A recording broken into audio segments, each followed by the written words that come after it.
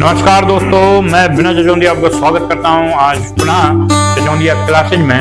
और आज जो है लासापा की अपार सफलता के बाद हम लोग मासापा वाला टॉपिक पढ़ने के लिए आए हैं। मैंने लासापा के आपके दो भाग बताए, दोनों भागों में मैंने कुछ चुनिंदा सवाल भी बताए हैं और लासापा निकालने की प्रक्रियाएं भी बताई। तो उसी के बाद है बंदरों की तरह आंखें मिचका रहा है, सर दर्द कर रहा है। तो देखिए उसी की सफलता के बाद हम लोग क्या लेके आए, मासापा लेके आए। ये मासापा जो है हम लोगों को कैसे निकालना है, दो विधियां होती हैं इसकी, तो उन्हीं विधियों को हम लोग देखते हैं। एक तो गुणनखंड विधि होती है और एक भाग विधि होती है। पहले ये साधारण सवाल से हम सवाल को प्रारंभ करते हैं। कहता है 144, 360 और 504 का मासापा क्या होगा। तो पहले हम लोग कर लेते हैं भाग विधि। कौन सी विधि? भाग विधि। दोनों विधियां देख लेते हैं क्रमवार से। तो हम लोग सबसे पहले 144 का भाग देते हैं किसमें? 360 में। ठीक है, 360 में 144 का भाग दिया तो कितनी बार गया? आप कहोगे 2 बार जाएगा। कितनी बार जाएगा? 2 बार। तो यहाँ 10 में 8 गए, 2 बचे। यहाँ 15 में 8 गए, 7 बचे, 72 बचा। फिर हमने 144 में दिया 72 का, कितनी बार जाएगा देखो जरा? 2 बार। 2 और यहाँ 14, तो पूरा भाग चला गया कि नहीं चला गया बताइए? चला गया। तो इस 72 का भाग इस 504 में भी पूरा जाएगा। देखो आप यहाँ पर हमने ऐसे किया और 72 का भाग दिया, कितनी बार जा रहा है देखो जरा? 7 बार है। 7 दूनी 14, 7 49 और 1 50। तो ये निश्चित होता है कि जिसका भाग पूरा एक संख्या में चला जाए उसका दूसरी में भी चला जाएगा। तो इसका जो एचसीएफ होगा वो क्या होगा? एचसीएफ आ गया आपका 72। क्या आ गया? 72। क्लियर है? ये तो थी भाग विधि। एक होती है आपकी गुणन विधि। एक क्या होती है? गुणनखंड विधि। गुणनखंड विधि, उस विधि को और देख लेते हैं। उसके लिए हमें 144 के गुणनखंड निकालने पड़ेंगे। 144 के गुणनखंड क्या होते हैं बताओ जरा? 12 गुणे 12, 12 गुणे 12। 12 के गुणनखंड क्या होते हैं बताओ जरा? 4 तिया 12 होते हैं। तो यानी 2 बार 4 और ये हो गया। तो यानी कि 2 यहाँ पर आ गया 2 बार, यहाँ पर भी 2 कितनी बार आया? 2। तो 1 2 3 4 बार 2। कितनी बार? 2 3। कोई दिक्कत यहाँ पर बताओ जरा? इसके बाद क्या है आपका? 360। 360 यानी कि 36 गुणे, यहाँ देखो 36 गुणे 10। इसके क्या हो गए? 2 गुणे 5। इसके क्या हो गए? 6 गुणे 6। 6 के तुम्हें पता ही कितने होते हैं? 2 गुणे 3। तो यहाँ पर 2 गुणे 3 2, यहाँ पर भी 2, ये 3 2 हो गए, फिर 3, फिर 1 3 ये, और फिर 5। कोई कठिनाई आ रही गुणनखंड में बताओ जरा? 504 बताओ। तो तुमने देख लिया 72 सत्ते है। आओ ठीक है, चलो देखिए 72 सत्ते यही है ना। अब देखो 8 रम 72 ले हो गए फैक्टर। यहाँ पर क्या हो जाएगा? 2 गुणे 2 गुणे 2 गुणे 3 गुणे 3 गुणे 7 हो गया। क्लियर? गुणनखंड करने की ये सरल विधि है। वैसे अगर आपको ये नहीं आ रहा है तो मैं अभी बताता हूँ, पहले इसको देख लो। अब इसमें 1-2 तरीके बताऊंगा। पहले कॉमन वो वाला देख लो, घात वाला, फिर कॉमन वाला। 2 की इसमें कितनी घात है ये बताओ? 4। इसमें 3 की 2 घात। कोई दिक्कत? इसमें 2 की कितनी घात है? 3। इसमें 3 की 2। इसमें 2 की कितनी घात है? 3। 3 की 2। ठीक। अब इनमें सबसे, अब देखते पहले तो तीनों में कॉमन होना चाहिए। एचसीएफ में क्या होना चाहिए? तीनों में कॉमन। तो तीनों में कॉमन क्या है ये बताओ? पहले तो तीनों में कॉमन क्या है? 2 कॉमन है। तो 2 की सबसे छोटी घात क्या है? 3। तो 2 की घात 3। तीनों में ये 3 भी कॉमन है। देखो जरा 3 की छोटी घात क्या है? 2। और कुछ मिल रहा है? नहीं। तो बस इन्हीं का ले लिया। 8 यहाँ आ गया, 9 आ गया, 8 9 ये हो गया 1।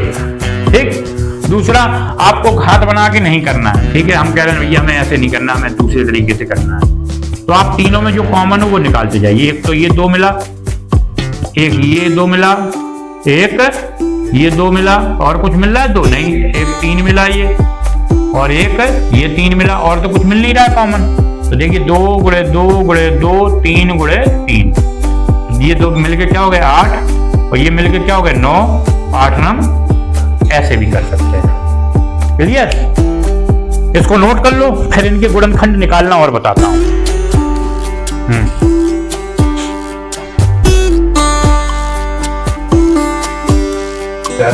चलिए, अब इसका नोट हो गया होगा आपका, तो इसके गुणनखंड लगाना और देख लेते हैं। ठीक है, कैसे गुणनखंड निकालते हैं। जैसे 144 है,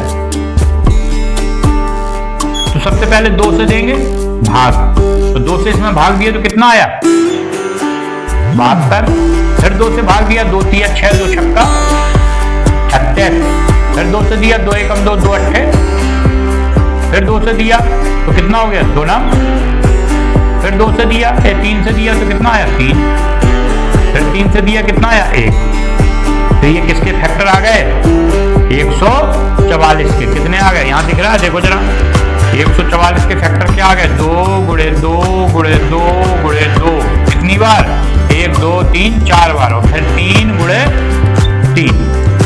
क्लियर? देखो मैंने यही लिखे 144 के लिखे। इसी प्रकार जैसे 360 के निकालने हैं, किसके निकालने हैं, तो सबसे पहले तो 2 से भाग देना ही देना है, 2 दूनी 2 एकम 2 अट्ठे 16, कितना आया 180, 2 नम 18, कितना आया 90, 2 से फिर दिया, 2 चौको 8, 2 पंचे 10, फिर 3 से देकर देखो, 3 एकम 3, 3 पचे 15, फिर 3 से जा रहा है, हाँ फिर 5 हो गया। देखिए गुणनखंड। इसी प्रकार हम लोग देख लेते हैं 504 के, किसके 504 के, 2 से तो देना ही है, 2 दूनी 4, 2 पंचे 10, 2 दूनी 4, 2 एकम 2, 2 दूनी 4, 2 छक्का 12, 2 छक्का 12, 2 तिया 6, 3 से 3 दूनी 6, 3 एकम 3, 3 सते 21, 7 से 1। देखिए ये आ गए इसके 504 के गुण। ये हो गया गुणनखंड निकालने का तरीका। आप भाग देते चले जाइए छोटी से बड़ी संख्या की तरह। क्लियर?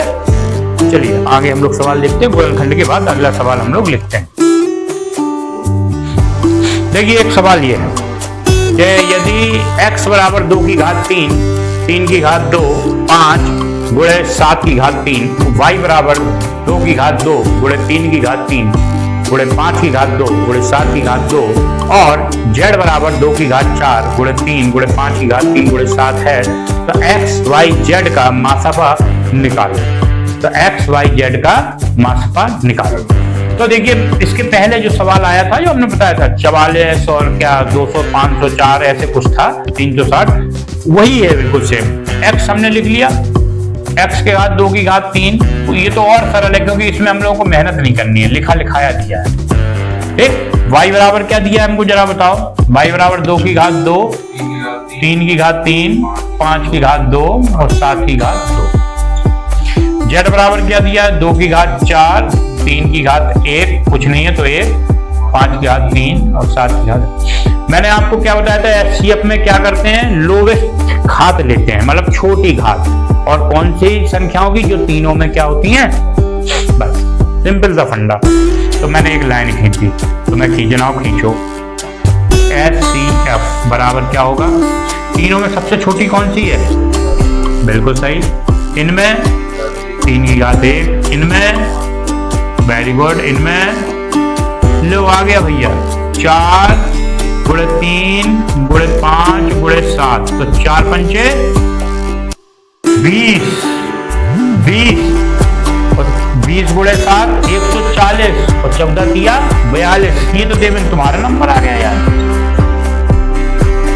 है? चलो समझ में आई बात, नहीं आई? हाँ ये तो तुम्हें जरूर आई होगी समझ में, है ना? देखो हम जीरो पकड़ते हैं, गुणा में सबसे नियम अच्छा क्या, जीरो बना लो। देखो 4 पंचे 20, जीरो मिल गया, और 7 दूनी 14, 140, जीरो है 14 दिया 42। जीरो से सवाल क्या हो जाता है, गुणा सरल हो जाता है। चलो नोट करिए, अगला बताते हैं। देखिए अगला सवाल, सवाल कहता है तीन संख्याओं का अनुपात 4:5:7 है, उनका लघुत्तम समापवर्तक यानी कि एलसीएम 5600 है, तो उनका महत्तम समापवर्तक यानी एचसीएफ निकालो। तो इस सवाल को कैसे लगाते हैं? माना तीन संख्याएं कौन कौन सी हैं? 4x, x मान लिया क्योंकि अनुपात में थी, 5x और 7x। अब हम अगर इनका एलसीएम निकालेंगे तो एलसीएम का मतलब क्या हो जाएगा? सबका आपस में गुणा कर दिया, 4 पंचे 20, 7 दूनी 14, 140, x क्या आ गया? आपका एलसीएम आ गया। क्या आ गया? एलसीएम हमें कितना दिया? 5600। और एलसीएम हमारा आया कितना? तो हम इन दोनों को क्या कर देंगे? आपस में बराबर कर देंगे। क्या कर देंगे? आपस में जब बराबर कर दिया तो 14 चौको x बराबर क्या आ गया? 40। तीनों में कॉमन क्या था? तो एचसीएफ क्या था यहां पर? x। जो कॉमन होता है वही तो क्या होता है? एचसीएफ। तो क्या एचसीएफ कितना निकल आया? ऐसे लगाते हैं। बिल्कुल सरल सवाल था, थोड़ा आपको सोचना था, हल्का था। जो चीज कॉमन थी मैंने इसलिए वहां रोक दिया था। मैंने कहा थोड़ा दिमाग लगाओ आप अपना। मैंने इसलिए वहां पर पहुंच कर दिया था कि मैंने कहा अपना दिमाग लगाओ। लेकिन तुम 56, 40 जाना कहाँ घूमते रहते हो नागमती के वियोग में। ठीक है, ये सवाल आ गया, क्लियर हो गया। चलिए अगला सवाल देखते हैं इसी क्रम में।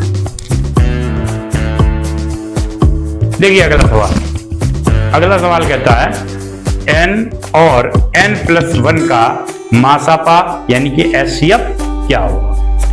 जब भी ऐसा सवाल आए तो ये चीज देखो जरा, आप हमेशा ध्यान रखना। वैसे इसका मैं आंसर लिख देता हूं फिर समझाता हूं। n और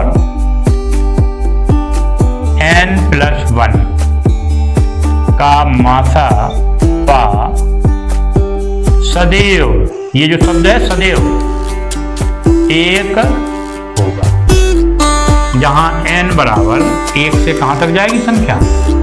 अनंत तक। क्यों? अभी ये मैंने लिख तो दिया, n यहाँ प्राकृतिक संख्या मानी। अब ध्यान रखना, 2 क्रमागत, ये नोट है, क्रमागत प्राकृतिक संख्याओं का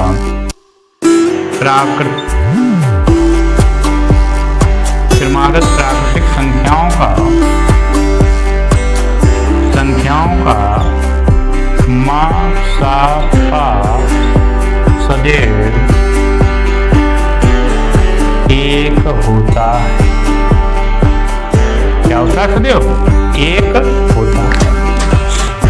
ठीक है, जब भी ऐसा सवाल आ जाए तो आपको ये नोट जरूर याद रखना। ठीक है, समझ आया? कोई दिक्कत? यहाँ तक जो मैंने 4 या 5 सवाल बताए, कोई डाउट है इनमें तो बताओ जनाब। है कोई डाउट? क्लियर?